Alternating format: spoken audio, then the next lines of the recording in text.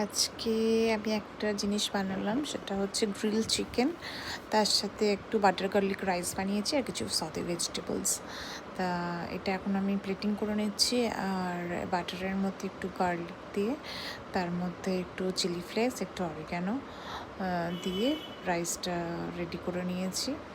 আর কিছুই না, রাইসটা করেছি জাস্ট অরিগ্যানো, বাটার আর চিলি ফ্লেক্স দিয়ে। আর চিকেনটা এখানে গ্রিল করে নিয়েছি এয়ার ফ্রায়ারে, ওটা একদম জাস্ট তেল ব্রাশ করে নিয়েছি। আর এখানে ভেজিটেবলগুলো বয়েলস করে নিয়েছি। চিকেনটা আগে থেকে ম্যারিনেট করে রেখেছিলাম।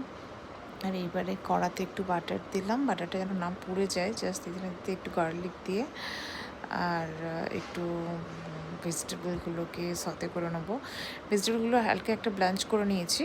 তারপরে এখানে ক্যারেট, বিনস আর পোটাটো দিয়েছি। এটা বেবি পোটাটো দিলে ভালো হয়, কিন্তু যেহেতু আমার কাছে বেবি পোটাটো ছিল না, তো নর্মাল পোটাটো দিয়ে দিয়েছি। দিয়ে মোটামুটি একটা কমপ্লিট ডিশ রেডি। এটা গ্রিল চিকেন আছে। আচ্ছা, আমি এই গ্রিল চিকেনটাকে এমনিও খাওয়া যায়, এর সঙ্গে আমি একটা হোয়াইট সস বানিয়ে নিয়েছিলাম, একটু বাটার, ময়দা আর একটু গার্লিক আর একটু মিল্ক দিয়ে। তা এটা একটু সসি হয়, এই সসটা হলে একটু মানে